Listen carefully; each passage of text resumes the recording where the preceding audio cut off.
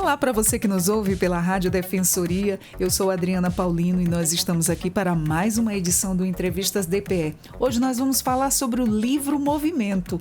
E saiba que tudo aborda aí a história dos jornais estudantis na Amazônia, aqui no Entrevistas DPE. Identidade, memória do movimento estudantil, de Paulo Tadeu.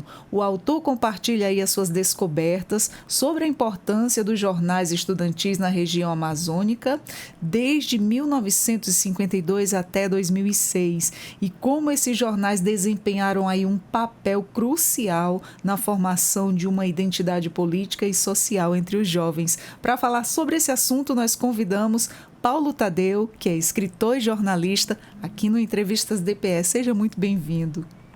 Bom, muito obrigado, pelo espaço de poder falar aqui do nosso livro, Amazônia Rebelde, Identidade e Memória do Movimento Estudantil, produzido aqui editado pela editora Diálogo Freiriano. Para nosso começo de conversa, qual é a importância dos jornais estudantis para a formação de lideranças e identidade entre os jovens da nossa região? Bom, trabalhar com jornais estudantis sempre me chamou a atenção, e você tem um conceito de que todo e qualquer trabalho na educomunicação, que a gente propriamente faz esse debate, ele é de fundamental importância para poder ajudar o diálogo, ajudar a implementar as ações dentro de qualquer escola.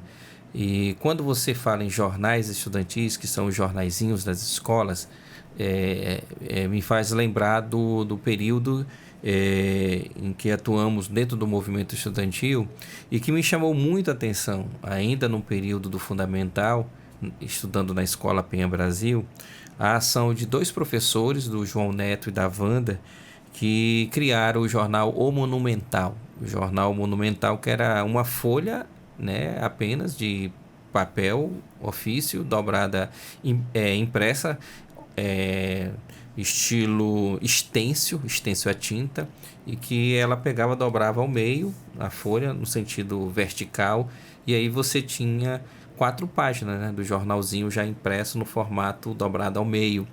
Isso me chamou muita atenção e fez com que também a gente tivesse esse gosto pela imprensa, E isso facilitou muito a questão de você envolver os alunos na época para a produção, para a questão do diálogo, como eu falei, para a parte de produção de matérias, da pesquisa, do que você pudesse fazer. E o estilo era escrito mesmo à mão ou usando a máquina de datilografia no estêncil a tinta para poder produzir o jornal. E sem falar também das notícias, o que chamava mais atenção, as notícias, que era a seção de recadinhos, E ali você tinha uma possibilidade de estreitar os laços de amizade dentro da escola. Então, os jornais estudantis serviram bastante para poder, nesse período de escolar, digamos assim, desse processo de transição, sempre existiu esse processo da mídia alternativa. E os jornais estudantis, eles deram a sua parcela de contribuição dentro do seu contexto, dentro da sua hora, dentro do seu período, dentro da sua forma, dentro da sua realidade, conforme cada local que trabalhou a parte do jornalzinho, seja na faculdade, na escola secundarista, a antiga escola secundarista mesmo, seja até mesmo no campo, dentro das periferias, o jornalzinho, o papel impresso, naquele período, nós estamos falando de década de 40, 50, 60, nos anos 80, 90, até o ano 2000, a parte impressa do jornalzinho serviu como ponta de vanguarda de qualquer pauta reivindicatória também dos próprios estudantes. Muito bacana, E isso hoje a gente quase não vê, professor? Nós estamos num período da era digital, E quem falou que o rádio ia perder o seu espaço com a questão da internet, com a tecnologia, errou. O rádio se inovou. Se inovou, só ajudou. Quem falou que a parte de você trabalhar o livro, iria acabar com o livro impresso, né, que agora ia ser só livro digital, né, dos e-books e etc., também errou, né, só se completou. Hoje é uma coisa, é interessante você ter o e-book, mas é uma coisa sagrada, é uma coisa interessante você ter um impresso nas mãos de um livro para poder folhear. A forma física, né? A forma física, não tem igual. O cheiro do papel, a forma da fonte de você ler, né? Olha, essa fonte aqui tá legal para me ler, como você até mesmo falou, né? E você pegar também, porque eu costumo ler livro marcando. Todos os meus livros são marcados, entendeu? Eu acho interessante isso aqui, demarco, destaco, e aí você vai montando todo um acervo de referências, né, que podem servir para você futuramente. Então, o jornalzinho hoje, ele, podemos dizer assim, ele está um pouco afastado, ele está um pouco escondido, ele está um pouco esquecido.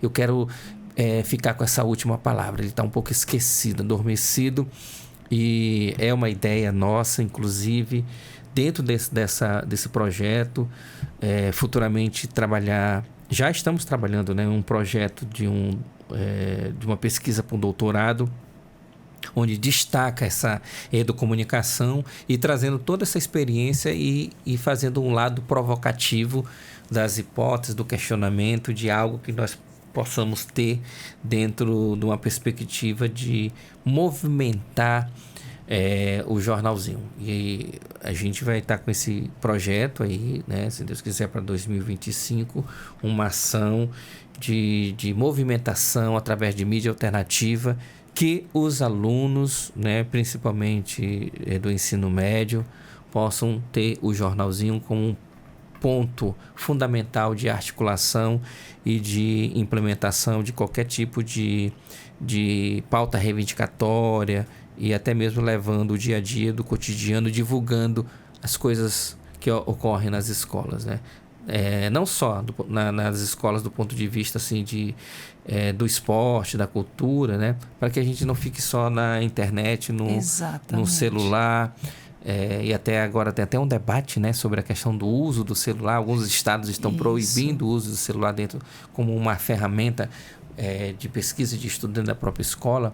E aí a gente vai provocar a parte da educomunicação, movimentando a parte das rádios escolares e em especial dos jornalzinhos, né, dos jornais estudantis, digamos assim, como ferramenta e como peça alternativa para provocar o debate e implementar os conteúdos dentro das escolas. Muito importante isso, né, professor? Vai estar resgatando tudo isso, e isso é uma forma muito boa de aprendizado também, para que tire também mais os jovens, né, de frente das telas, diminuir um pouco, e eles venham a pensar mais. Isso força a pensar mais. Sim. Porque às vezes na internet você tem tudo ali já, né? Hoje tem o chat GPT, né? Pronto. A pessoa digita ali, vai especificando, vem tudinho. Você não tem o trabalho de pensar, de colocar a tua mente para pensar. Você não tem o trabalho de raciocinar. Porque antigamente, quando não tinha essas facilidades, você botava a mente para trabalhar. Você buscava mais, né? De forma tradicional. Eu lembro que antes da pandemia, em 2019, eu tive a oportunidade de fazer um trabalho durante um ano com uma turma do 5º ano da escolinha municipal da prefeitura de Boa Vista, e teve um dia que eu levei para a sala de aula a máquina de datilografia, e eles ficaram assustados, né? Com a essa nova geração, né? A máquina de datilografia, nossa, como é que funciona? E aí eu coloquei o papel, né, e falei, vamos escrever o nome de vocês, só o primeiro nome, né? Cada um foi lá, tec. A felicidade enorme de ter o nome da pessoa, né, datilografado ali, né? E aí a palavra datilografado e não digitado, né? Eu levei eles também para o uso de uma máquina fotográfica, para eles pegarem a máquina fotográfica e no pátio da escola, dentro da própria escola, pegar elementos usando a máquina. O prazer do aluno da aluna pegar a máquina, colocar aquele olhinho ali e dar o clique na máquina, dizendo você não só usar o aparelho celular, vamos tirar uma foto, mas usar a máquina. E aí você puxa a história da fotografia, a história dos elementos, você puxa a história da comunicação através da máquina de datilografia, e aí você monta todo um ambiente, né, de fazer o debate. Eu lembro que quando eu fiz a minha solicitação de um dos cargos aí da esfera de enquanto professor, para poder cursar o mestrado, né, foi questionado, mas esse teu projeto de comunicação tem a ver com a educação? Porque nós só vamos te liberar para você, porque o servidor público pode ser liberado, né, para poder fazer uma qualificação, mas a gente vai te liberar desde que você possa se basear e fundamentar algo substancial que possa dar fundamentos para a tua liberação, para você cursar o mestrado, né? E a fundamentação que eu dei foi justamente isso que eu acabei de falar para você, a questão da comunicação, da educomunicação como ferramenta crucial para fazer o lado provocativo, porque aí você vai... Porque o professor que está ali na sala de aula, principalmente trabalhando até o 5º ano, ele é o professor que trabalha todas as disciplinas. Ele trabalha ciências, ele trabalha matemática, ele trabalha geografia, ele trabalha história, outra, né? Ele trabalha português, ele trabalha todas as disciplinas. Então, ele está interligado. E a comunicação, ela está interligada em toda e qualquer disciplina. Não tem como você fugir disso tudo. Verdade. E quais são os aspectos, né, da cultura amazônica que estão presentes nas publicações analisadas? Bom, quando a gente fala a respeito da obra aqui da Amazônia Rebelde, Identidade e Memória do Movimento Estudantil, nós estamos falando de um resgate e ao mesmo tempo, uma provocação de debates referente ao protagonismo juvenil. Né? Quando a gente fala protagonismo juvenil, nós estamos falando de adolescentes, estudantes que estão atuando em determinada comunidade, sociedade, digamos assim. E quando você vai fazer o diálogo com essa sociedade, você vai ter que também ver o que se tem de atividade provocativa dentro daquela sociedade. E dentro da esfera da Amazônia, eu faço essa pesquisa dentro do livro Amazônia Rebelde, eu venho buscar elementos do jornalzinho estudantil, né, da década de 50, aqui no território federal do Rio Branco. Território Federal do Rio Branco. E, através desse elemento, eu vou identificar uma organização da sociedade civil, denominada de URES, com a sigla URES, União Rio-Branquense dos Estudantes Secundaristas. Essa organização, precisamente aqui em Boa Vista, ela foi fundada em 27 de julho de 1952. E nesse período de 52 até 60, nós tivemos um jornalzinho, que foi a Gazeta Estudantil, que circulou, feita pelos próprios estudantes, pelas próprias lideranças estudantis. Sem falar de um dos mais antigos jornais escolares que nós temos datado, que é o Lobinho, né, da escola, na época da escola Lobo da Almada, que eles já começavam a fazer também os jornaizinhos. Uma coisa interessante também, do aspecto de jornal e dialogando também com a Amazônia, tem a ver com a questão toda de identificar esses atores da época, essas lideranças estudantis, esses dirigentes estudantis que atuaram, que usaram o jornal como ferramenta de propagação, de divulgação de suas ideias, seja as ideias individuais, de grupos ou de forma coletiva da própria instituição, da própria URES. E aí a gente vai identificar, dentro da pesquisa dos jornais, nomes de pessoas que ocuparam depois, né? Nós estamos falando de década de 50 e 60. Em 64 nós tivemos o golpe civil empresarial e que as instituições democráticas foram fechadas, inclusive os próprios movimentos, né, sociais, em especial o movimento estudantil. E nós vamos ter uma abertura política em 85, a partir de 85. E de 64 a 85, o movimento estudantil atuou em vários estados, aqui na região norte também, na clandestinidade. A gente usa esse termo, clandestinidade. E um elemento de propagação, de resistência e luta nesse período da ditadura foi o jornalzinho. Né? O jornalzinho circulou. Não podia ter reunião, mas o jornalzinho estava circulando de mão em mão, levando a pauta reivindicatória dos estudantes. E quando a gente acaba identificando esses jornais, em especial aqui de Roraima, nós vamos ter elementos, nomes de pessoas de 52 até 64, especificamente, período que o movimento atuou, nomes de pessoas que, como um exemplo, a gente vai ter o nome aqui do Galvão Soares, né? Galvão Soares, Luiz Emberê, Neudo Ribeiro Campos, Diomedes, Parimé Brasil, né? Quem mais? Amazonas Brasil, uma série de nomes de lideranças estudantis da época. Luiz Hitler de Lucena, que é hoje o nome de uma escola, né? Nomes de pessoas que atuaram. Paulo Pereira, né?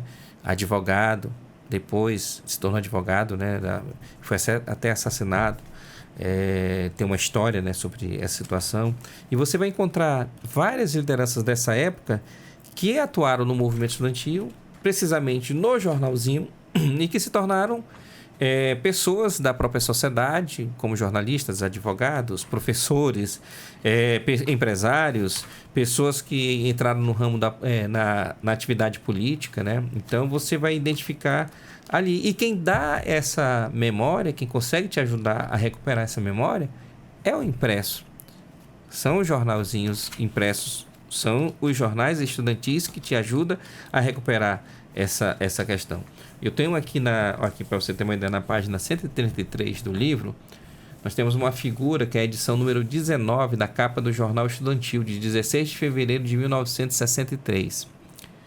Nada mais, nada menos do que traz a foto da época, né? Nós estamos falando de quase um ano antes do golpe civil empresarial, que o golpe foi março para abril de 64, né? E o jornal é de 16 de fevereiro de 63.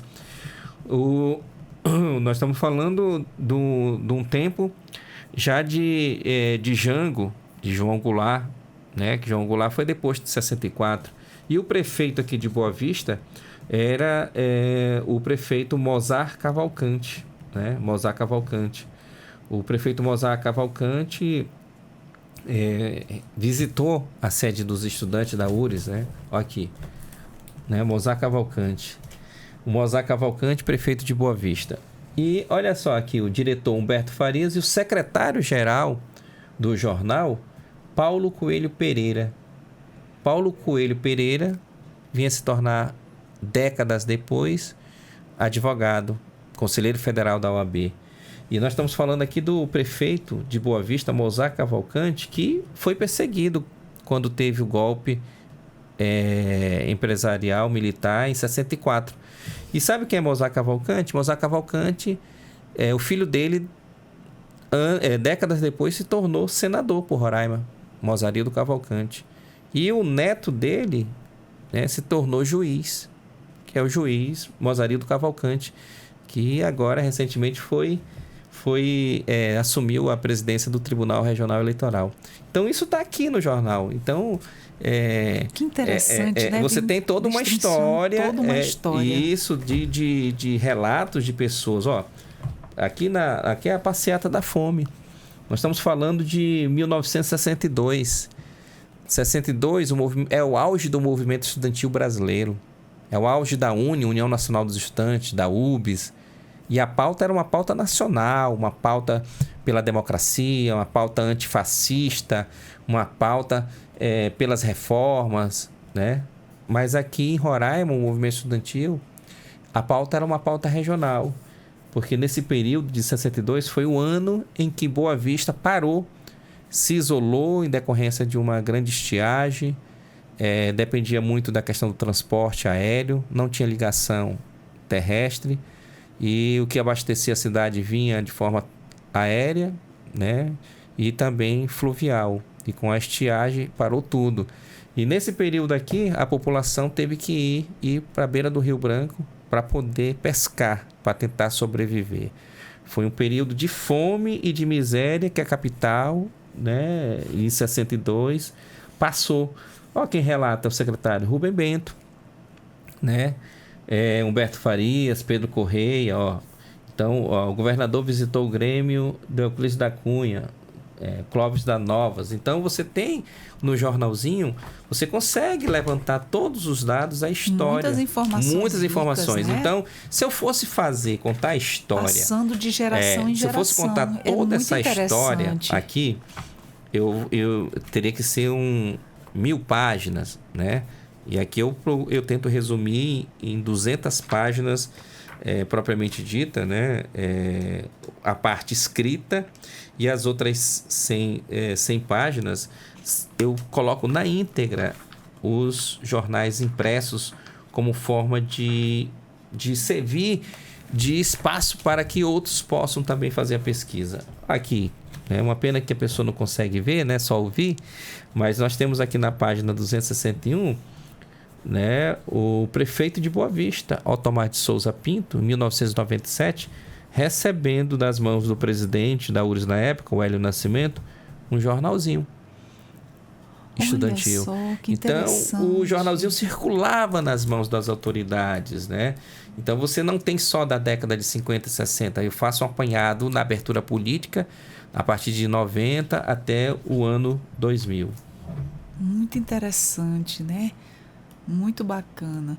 E, professor, fala pra gente, durante aí a sua pesquisa, né, houve algum jornal ou edição que você considera aí especialmente marcante, e por quê?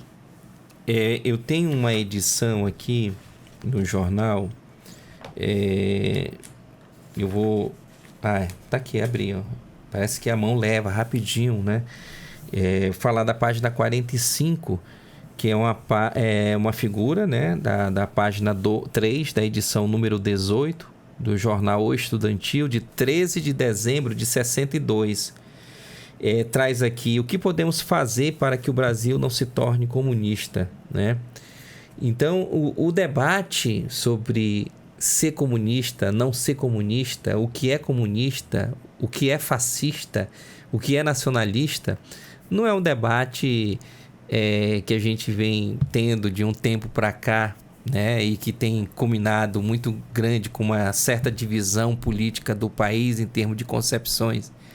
É um debate muito antigo. Nós estamos falando de 62, então o debate já existia, né? Não tem como você dizer que é novo o debate, né? Que você é isso ou aquilo, é patriota ou não, etc. Tal, é comunista ou não. Então, hoje existe muito debate sobre isso, mas muita gente não sabe, pensa que é um debate novo, mas nós estamos falando de 62, que os próprios estudantes já provocavam debate dentro dos movimentos sociais. Isso já vem de muitos anos atrás. Desde a questão toda da Segunda Guerra Mundial e quando houve a divisão do bloco, né, entre o bloco socialista e o bloco capitalista, né, e nós estamos falando aí da União das Repúblicas Socialistas Soviéticas, que se tornou agora a Rússia e os Estados Unidos, né, que foram os dois grandes vencedores da Segunda Guerra Mundial, que já existe todo esse debate e não mudou. E vai continuar por muito tempo ainda. Então, a gente precisa conhecer muito. Não adianta você pegar hoje, abraçar uma causa sem conhecer o passado. Você precisa conhecer o passado, né? E você, para dar uma perspectiva de futuro, né? Então, às vezes, as pessoas entram no oba-oba da discussão sem conhecer a história. E nós estamos falando de... Eu ia até te recente, comentar, né? Isso, você foi em cima. Verdade. É muito verdade isso. Tem que conhecer a história. Tem que conhecer. Precisamos conhecer a história. Precisamos saber. Isso. E os jornais estudantis, muita gente não dá atenção para os jornais estudantis. Está lá os bichinhos nas escolas, mas ali está a memória. Tem muita informação, muita história. Ali é uma forma de você recuperar a memória e buscar entender e compreender a identidade de uma sociedade. E aí você vai ver aqui, e é isso que eu tento provocar o debate no livro, o que leva a Roraima a ser um estado que tem é diferente do pensamento do Rio, pensamento de um estado do Nordeste, pensamento de um... Cada estado tem a sua forma de pensar, porque o povo que está inserido ali na sociedade, ela foi forjada de várias maneiras. Cada sociedade foi forjada da sua maneira. E os nossos antepassados, os nossos pais, eles vivenciaram uma realidade. E a realidade que eles vivenciaram, eles nos educou. Essa realidade que nós estamos vivenciando agora, nós vamos estar educando os nossos filhos dentro de vários contextos. Nós chamamos isso de conjuntura, contexto. Depende do tempo. A tua formação não vai ser a mesma do que foi dada para o teu pai. E a formação do teu filho, com certeza, não vai ser a mesma formação que tu recebeu da tua mãe. Muda, não tem como você engessar. Você tem que ter essa flexibilidade e essa compreensão. Muda mesmo, com certeza. A gente vem notando isso ao longo dos anos, ao longo dos tempos. Que diferença, que diferença. E como é que os estudantes da época organizavam aí a produção, né, e a distribuição desses jornais? Olha, é muito interessante destacar o papel de alguns professores dentro das escolas, mas não tem como não deixar de falar de uma pessoa que iniciou todo esse trabalho também de provocação, né? Que eram os padres da Igreja Católica da época. Nós estamos falando da Escola Euclides da Cunha, né? Da Escola São José, no início. Estamos falando de... A educação, ela aqui, em especial aqui em Roraima, ela teve uma participação muito importante da Igreja Católica, né? Então, os professores da época, a maioria eram madres, eram padres, né? E tiveram também essa preocupação de trabalhar e de incentivar, né, através dos jornais, a formação do movimento estudantil. E aí eu tenho o destaque do padre Possamay, que foi um padre que conseguiu fundar, né, junto com o jornalista Galvão Soares, em 1960, o jornal denominado O Estudantil, né, órgão noticioso dos estudantes do Rio Branco, porque Rio Branco naquela época, né, Roraima era ainda território federal do Rio Branco. E, né, destaco aqui que eles faziam a parte de mimeógrafo. Tem muitos jornais aqui que é feito no mimeógrafo a álcool, né? Nós temos um jornalzinho antigo aqui, esse aqui já é extenso, né? Mas nós temos jornais, esse aqui já foi tipograficamente, né? Interessante, destaque, né? Tipograficamente, porque o período que os estudantes usavam também a tipografia era a imprensa oficial. E dificilmente eles iam usar a imprensa oficial para criticar o governo. Porque se o governo estava cedendo a imprensa oficial para eles imprimirem o jornal tipograficamente, eles iam criticar. Então você vê aqui, ó, reassumiu Nova da Costa, né? Carlos chefia agente, né, do Exército, o rio-branquense, o senhor conseguiu sair vitorioso, né? Daí cita aqui Nova da Costa, que retornou do sul do país, onde foi discutir assuntos da nação, né? Seja bem-vindo, né? E aqui cita aqui, ó,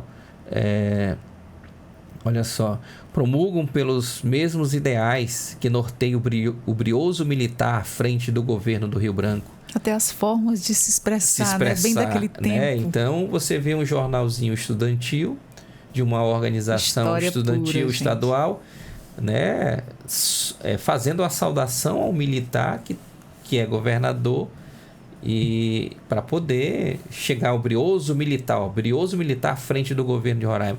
Aí você acha que na época eles iam ceder a imprensa oficial para criticar o jornal? Para criticar o governo? Não.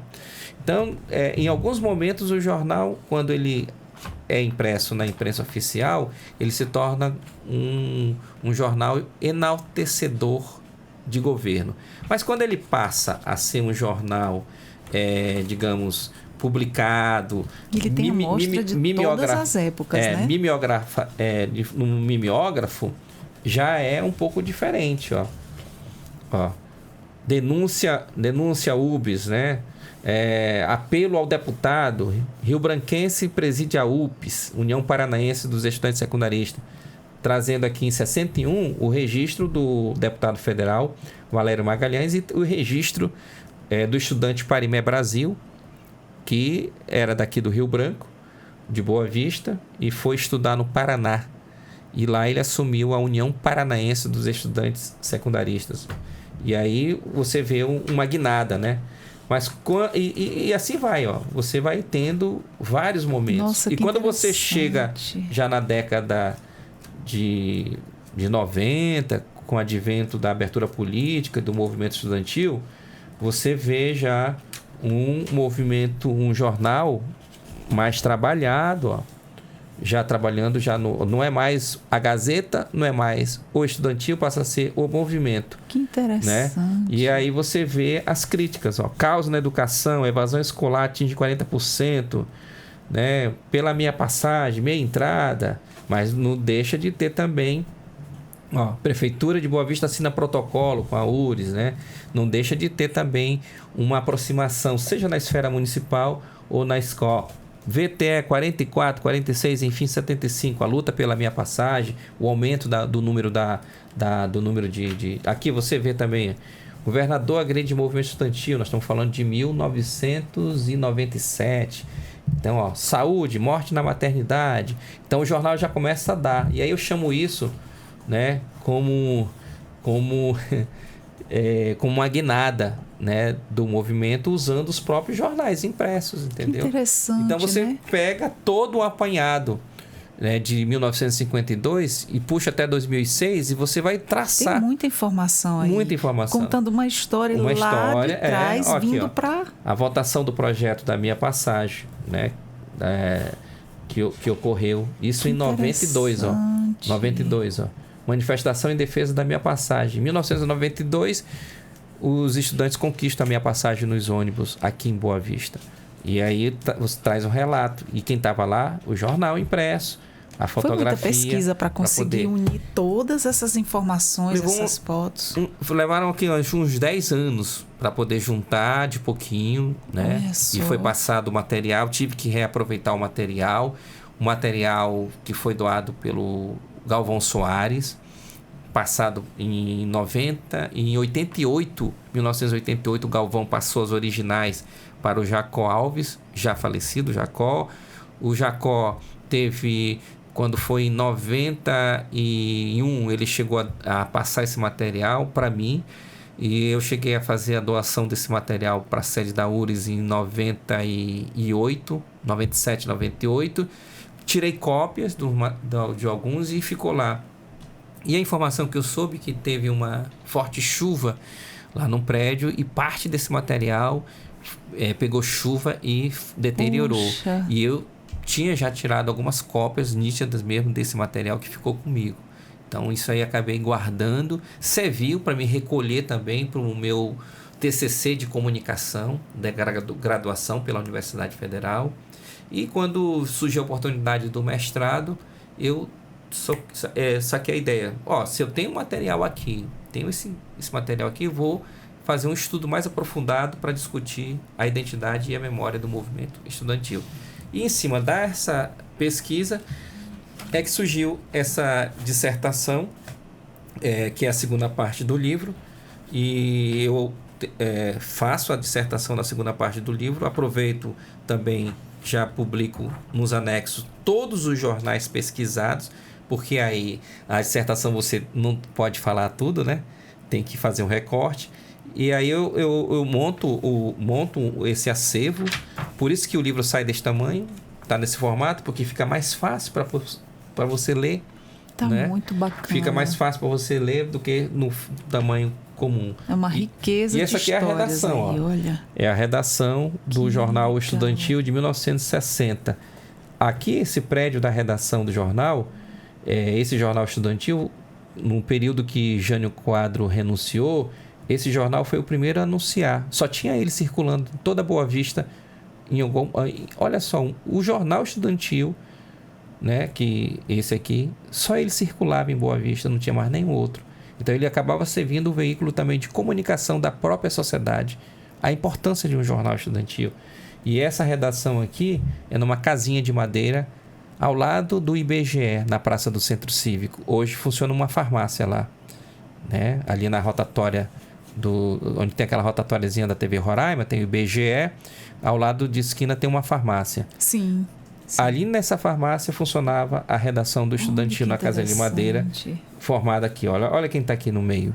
Esse aqui é o Galvão Soares, diretor do jornal, estudante da Escola Monteiro Lobato, e Paulo Coelho e os pares aqui. Nossa. E hoje o nosso amigo Galvão Soares é jornalista aposentado, né? Aposentado, já atuou na assessoria de vários governadores e hoje está aposentado. E a ideia é que a gente possa fazer o lançamento desse livro com a presença dele. Com a presença dele para poder uma forma de homenagear também. Muito bacana, professor. Olha. E fala pra gente qual foi o impacto, né, do movimento estudantil na construção da identidade cultural de Roraima. O movimento estudantil ele teve um papel fundamental. Nós estamos falando de uma sociedade que na década de 50 tinha dificuldade para tudo aqui em Boa Vista. Dificuldade para alimentação, dificuldade para estudar, dificuldade para cultura, para o lazer. A pauta da década de 50 foi uma pauta, digamos assim, de tentar descobrir algo que pudesse dar a vontade de existir e de ser rio-branquense. E essa vontade se deu através do movimento estudantil. Então, alunos da década de 50 tinham, através dos grêmios estudantis, um papel fundamental de coexistir, de reivindicar, de fazer a poesia, de fazer a parte cultural. Então, as pessoas se reuniam através do grêmio para poder ter algo. Era sagrado, final de semana, ter uma reunião do grêmio. Era sagrado, né? Quem estudava de manhã ia à tarde para a atividade do grêmio e vice-versa. Hoje não se ouve mais falar. Os grêmios estudantis, eles deram uma parada. Eu me lembro, eu já participei de e do ano passado para cá, a gente conseguiu, através de um projeto que eu estive até falando aqui no teu programa também, o PPJ, que tem o apoio da Defensoria para movimentar os grêmios nas escolas, né? Então, foi feita essa movimentação, foi feita a provocação, foram constituídos uns 20 e poucos grêmios em todo o estado. E eu fiquei sabendo recentemente, por parte da Secretaria de Educação, que ano que vem, 2025, é um projeto da educação, toda escola tem um grêmio. Muito bom. Então a provocação serviu. Toda escola tem um grêmio, todas as escolas vão ter um grêmio. Como eles vão fazer é uma questão deles resolverem, de como é que eles vão usar a metodologia. Muito bacana. E aí a gente entra já nessa segunda fase da provocação, que é a questão de enaltecer também o trabalho da educomunicação dentro das escolas. Como é que o público jovem, né, pode se inspirar na história desses jornais e movimentos aí para enfrentar os desafios de hoje? De várias formas. Eu costumo dizer que você precisa conhecer bem a tua história, a história da tua sociedade, né? Aí você pergunta por que teu pai critica muito, né, tal ação, tal forma de ser. Alguma coisa aconteceu com ele no passado, ele foi envolvido em alguma discussão, ele participou de alguma ação. Não tem como você pegar e dizer de geração a geração que você vai tampar o sol com a peneira, não. Então, as pessoas precisam ler, precisam conhecer o seu passado, precisam conhecer o que ocorreu naquele período, precisam conhecer a história brasileira. A história do Brasil, ela precisa ser contada e recontada. Infelizmente, em alguns momentos da nossa história, nós tivemos apagões. Apagões históricos, apagões de documentos, apagões de que era proibido falar sobre determinado assunto. E não tem coisa melhor do que a questão da memória. A memória, seja ela escrita, seja ela oral, seja ela através da imagem, que são as fotografias, elas te dizem muito. Então, eu penso assim que hoje eu sou jornalista porque no passado eu me identifiquei enquanto estudante de trabalhar numa redação, de ajudar numa redação de um jornal estudantil. E isso me despertou. Hoje sou professor porque em algum momento eu me identifiquei com a educação e verifiquei que a educação é o caminho para poder você fazer a transformação de uma sociedade, né? Então, hoje eu escrevo livros e sou pesquisador porque eu acredito que através da pesquisa e através dos livros nós vamos poder também dar essa guinada, essa mudança que a sociedade precisa. E não tem outra coisa de você dialogar dentro da escola com os estudantes. Muita gente esquece de que o papel do professor é só você chegar lá e dar seu conteúdo e pronto. Não, o papel do professor é mais do que isso. Muito mais. É muito mais, né? O professor ele tem outras maneiras de contribuir para a sociedade. Por isso a luta também para que o professor possa ser valorizado, que possa ter salário digno, que possa ser reconhecido, né? Que possa ter realmente uma escola popular, democrática, uma escola que saia dos padrões elitistas, uma escola que não seja só voltada para as elites, mas uma educação que seja voltada para a população, para o povo, e que possa esse povo ter condições de participar, de estudar. E às vezes há críticas a isso, né? De você dar uma bolsa. É importante de você ter um negro ocupando posições.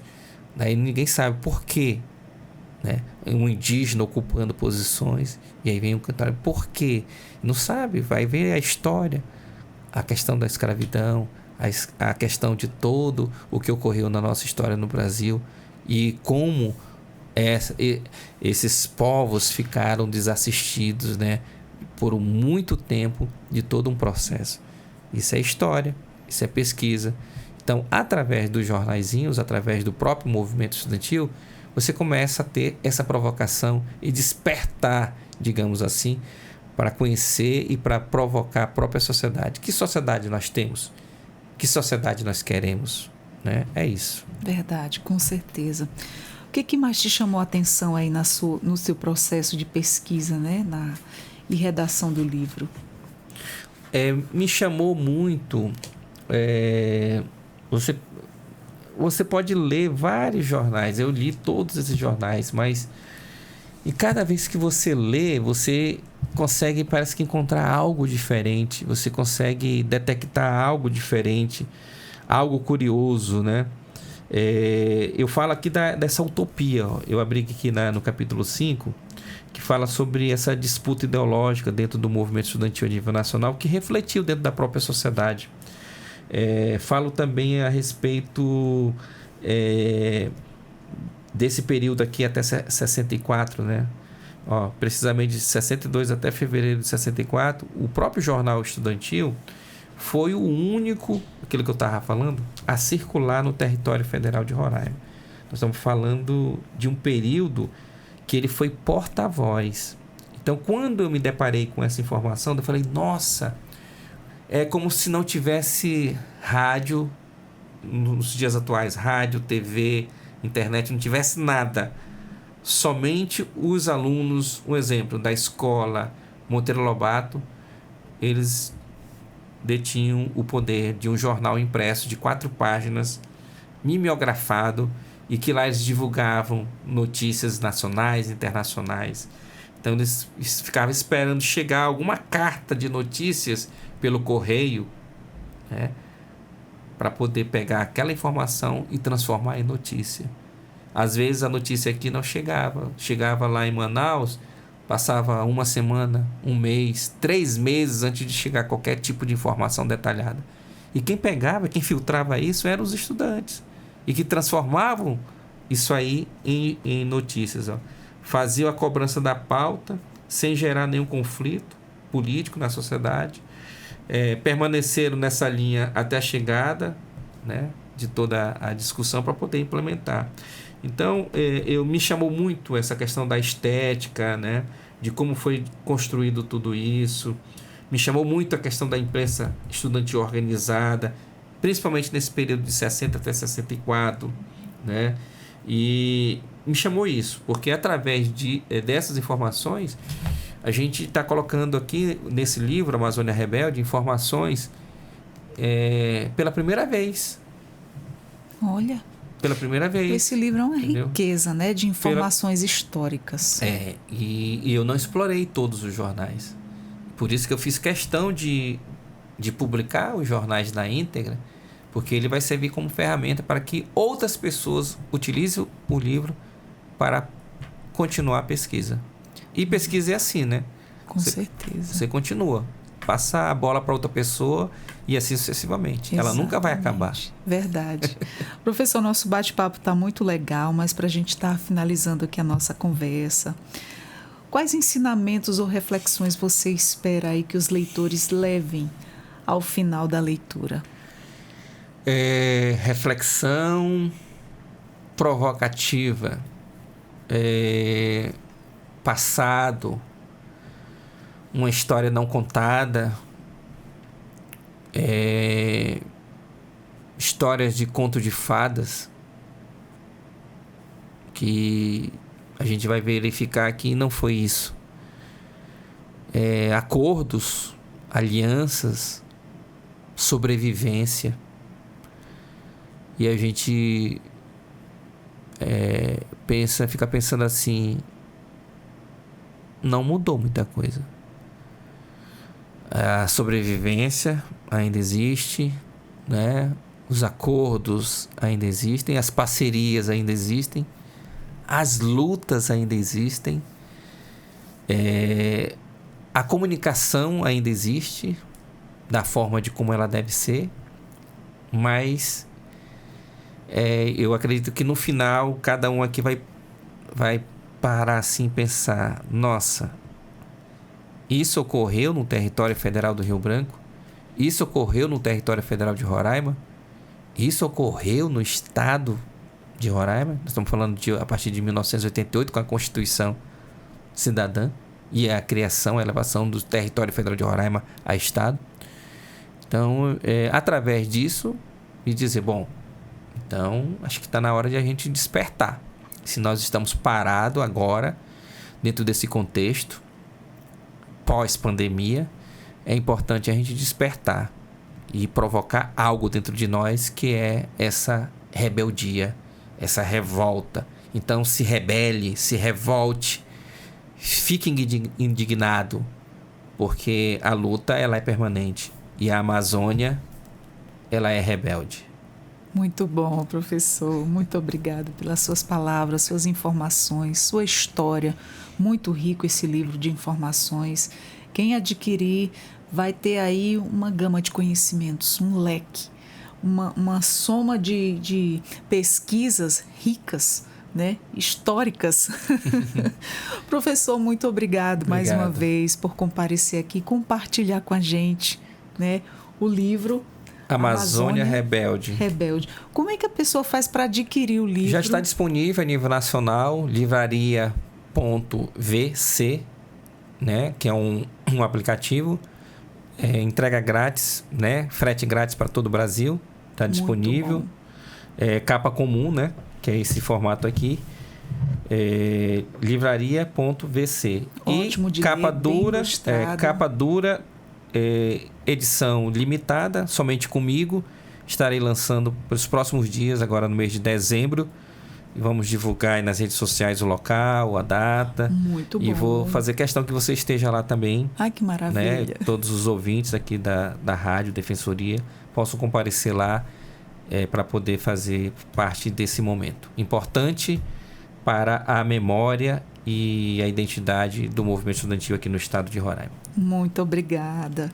Professor, muito obrigada por aceitar nosso convite, dizer que Entrevistas DPE está sempre de portas abertas para mais novidades ótimas, maravilhosas que nem essa, né?